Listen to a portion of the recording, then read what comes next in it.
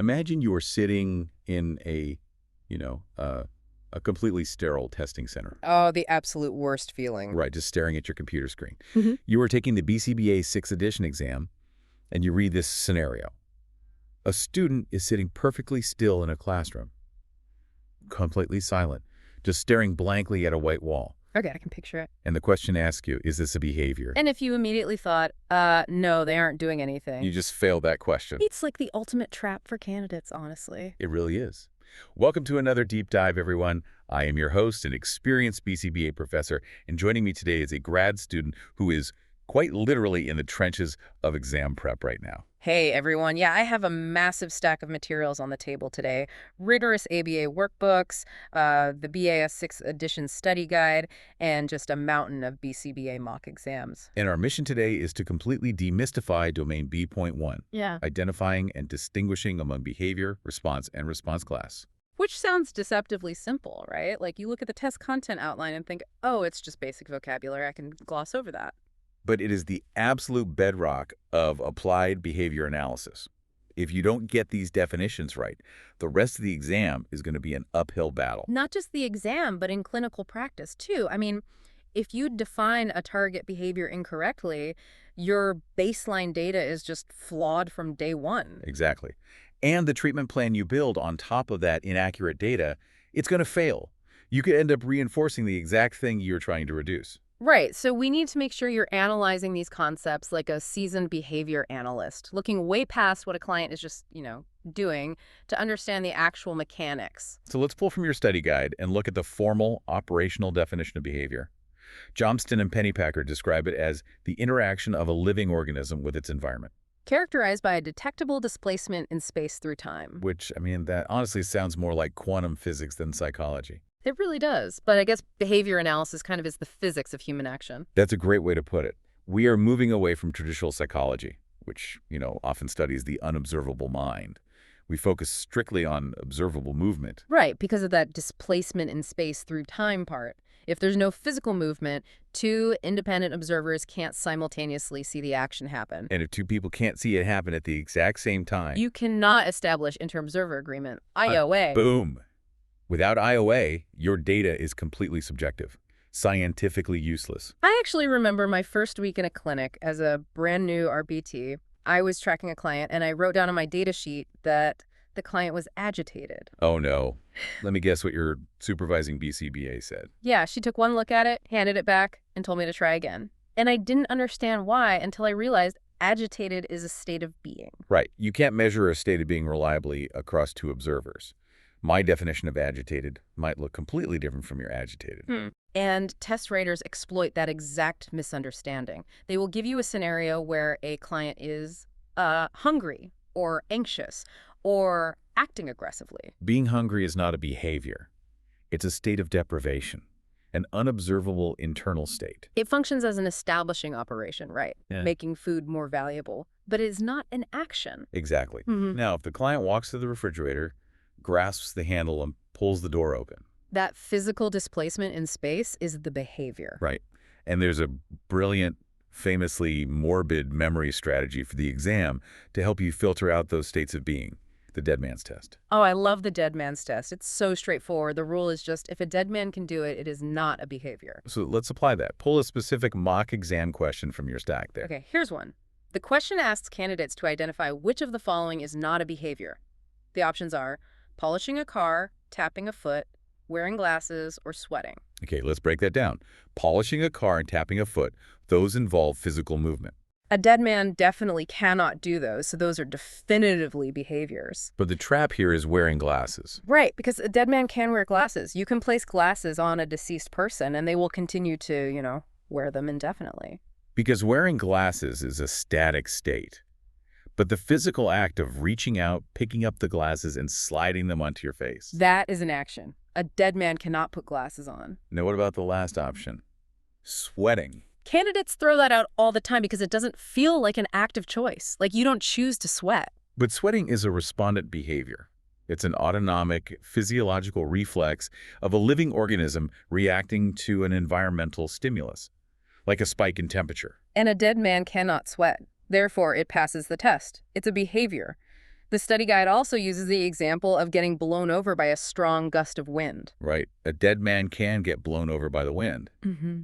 It is something happening to the organism, not an interaction by the organism. But wait, if we are rigidly defining behavior as observable displacement in space, how does B.F. Skinner's radical behaviorism fit into this? Ah, private events. Yeah. The mock exams test private events all the time.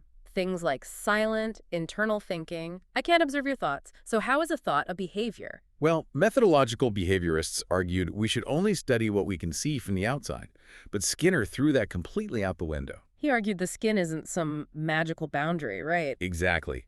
The skin doesn't separate the physical world from the mental world. Yeah. Private events, like thoughts or feeling a sharp pain in your stomach, they only differ from public behaviors because they are inaccessible to outside observers. Because inside the body, thinking involves the electrochemical stimulation of neurons. Which is a physical activity of a living organism. So if you are sitting perfectly still in a chair, silently thinking about the fact that your arm itches, that private thought passes the dead man's test. Because a dead man cannot think. Under radical behaviorism, thinking is officially a behavior. But from a clinical perspective, if an RBT cannot observe the thought, how are we supposed to collect data on it or treat it? We don't measure the private thought directly. We measure the public behaviors that reliably accompany it. Oh, okay, so we can't see the sensation of an itchy arm, but we can measure the frequency of the client scratching their arm. Exactly. We can't see the internal feeling of anxiety, but we can measure the rate of pacing across the room or the frequency of vocalized complaints. The critical takeaway for the exam being that these private behaviors are governed by the exact same environmental laws of reinforcement and punishment as public behaviors. Spot on. So if behavior includes literally everything a living organism is doing, every neuron firing, every scratch, every foot tap, how do we actually measure that in a clinic without losing our minds? Because we obviously can't measure the entire continuous stream of human existence. Right. We have to isolate a single piece of the puzzle. We move from the broad category of behavior to the specific unit of a response. A response being a single, discrete instance of behavior. Yes. If the concept of behavior is the entire staircase, a response is taking just one clearly defined step. And in clinical practice, defining the exact boundaries of that single step is literally everything. Let's look at self-injurious behavior, or SIB. Okay, yeah. If a client engages in headbanging, the overarching behavior is SIB. But what constitutes a single response? If the client hits their head rapidly 5 times in 2 seconds, is that 5 separate responses? Or is it one continuous episode of a response? You have to define the exact onset and offset of the action. The data sheet might define a single response as making forceful contact with the head, separated by at least 3 seconds of no contact. And if you don't define that boundary, your data collection falls apart completely, especially when the exam tests you on temporal dimensions. Like latency and interresponse time, IRT. Oh, latency and IRT questions are guaranteed to show up on your exam. For sure. Latency is the measure of time between a discriminative stimulus, the SD, and the beginning of the response. So if a teacher says, open your math books, that instruction is the SD. And the latency is the exact number of seconds it takes for the student to initiate the response of reaching for the book. Right. And then IRT is the time elapsed from the end of one response to the beginning of the next identical response. Imagine tracking a client who engages in echolalia, just repeating a specific phrase over and over. The IRT is the time between the moment they finish saying the phrase and the moment they start saying it again. Which means if you haven't strictly defined what a single discrete response looks like, you cannot possibly measure the time between them. You can't measure the space between the notes if you don't know where one note ends and the next begins. That is a great way to think about it. Yep. But that brings up a fascinating problem. Humans don't just do a behavior once, and we rarely do it the exact same way twice. We are chaotic. We really are.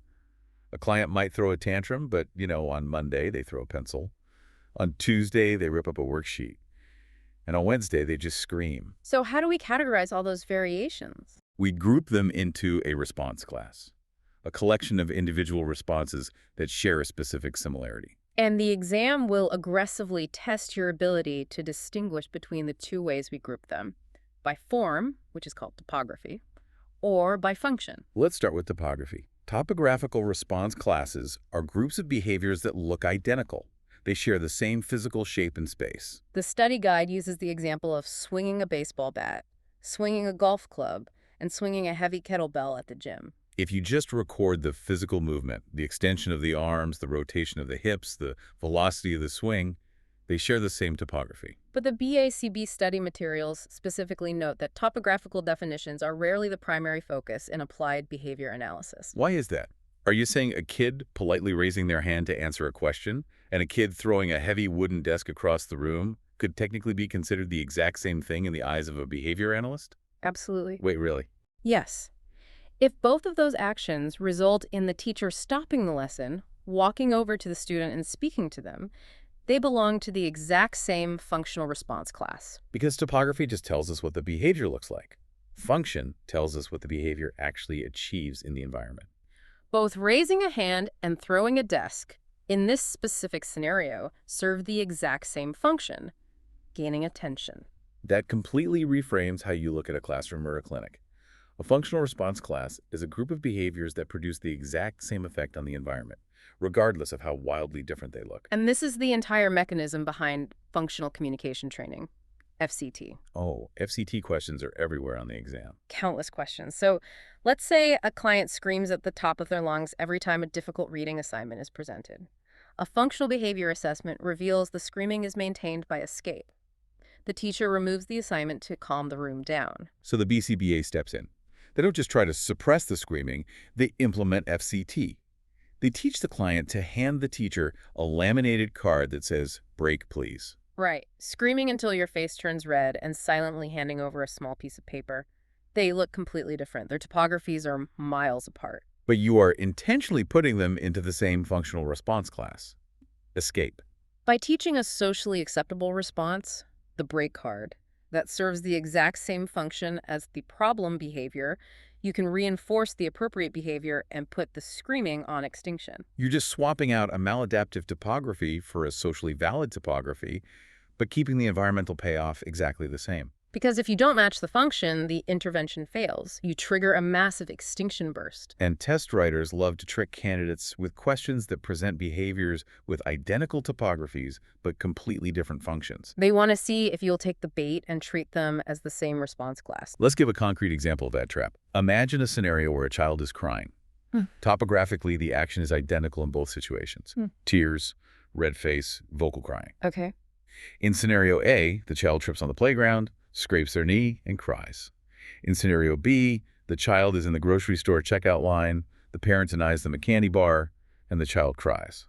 The topography is identical, but the environmental the function changes entirely. Exactly. In the playground scenario, the crying is an automatic physiological response maintained by pain attenuation. In the grocery store scenario, the crying is socially mediated. It's maintained by a desire to access tangibles, specifically the candy. And if you define your target behavior strictly as crying, and you write a blanket intervention to put all crying on extinction, you are going to be in serious ethical trouble. You cannot use planned ignoring for a child crying in physical pain from a scraped knee. You must define the response class by its function, not just its form. Always look at the consequence. The consequence dictates the class. Every single time you read a scenario on the exam, your very first question should be, what happens immediately after the behavior? That will tell you the function, and the function will guide you to the correct answer. For everyone taking notes right now, I want to offer a final analogy to synthesize these three terms. It's just the best way to lock this into your memory before test day. Let's hear it. Think of these concepts as a symphony orchestra. Okay, I like where this is going. Behavior is the concert itself. It is the broad, overarching activity happening in the environment, encompassing everything the musicians are doing. Right. A response is a single note played by one specific instrument. It's one discrete, measurable event with a clear start and finish. Beautiful. And a response class is a chord. It's multiple, entirely different notes played by different instruments, but when they are played together, they produce the exact same sound, the exact same emotional effect on the audience. That is the perfect way to conceptualize the mechanics. The concert, the single note, and the chord. As a behavior analyst, your job is to identify the function of that chord. What effect does that response class actually have on the environment? Because once you identify the hidden function, you hold the master key.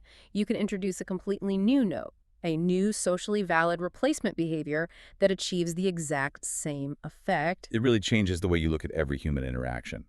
And that brings us to the end of our deep dive into Domain B.1. Exam prep can feel incredibly grueling, but mastering these foundational mechanisms, really understanding the why and the how behind the vocabulary, is what separates someone who just passes a test from a truly effective, life-changing behavior analyst. So keep reviewing your mock exams. Relentlessly break down those operational definitions until you find the objective action and when you are staring at a tricky question. Always ask yourself if it passes the dead man's test. And if you are looking for more rigorous, high-quality resources to guide you through your BCBA certification journey, you really need to check out Amethyst Therapy Services. Oh, absolutely. They provide an incredible wealth of knowledge specifically designed to help you decode these exam concepts and succeed in your clinical practice. You can explore all their materials online at www.amethysttherapyservices.com, or you can reach out directly with questions at info@amethysttherapyservices.com. Before we sign off, I want to leave you with one final provocative thought to mull over while you study. We talked earlier about B.F. Skinner's radical behaviorism, the concept that our private silent thoughts are officially considered behaviors. Right, the electrochemical stimulation of neurons. Think about your own internal monologue right now as you prepare for this exam. You probably have different types of negative thoughts. Maybe you doubt your ability to pass. Maybe you replay a mistake you made in the clinic yesterday. Or maybe you obsess over the sheer volume of the study guide. Oh, I'm definitely guilty of that last one. We all are. Topographically, the content of those thoughts is very different. But functionally, what are they doing? Oh. The next time you catch yourself spiraling into a negative thought pattern, analyze it like a BCBA. What is the hidden environmental function of that internal response class? Is your brain using anxiety to escape the difficult task of studying? Is it an automatic response seeking internal reassurance? You're applying a functional behavior assessment to your own exam anxiety. Exactly. If you can figure out the function of your own self-doubt, you can implement your own internal FCT. That is absolutely brilliant. Just a little something to think about. Well, thank you all for joining us on this deep dive. Keep studying hard, trust the mechanics of your preparation, and remember, you have got this exam in the bag. We will see you next time.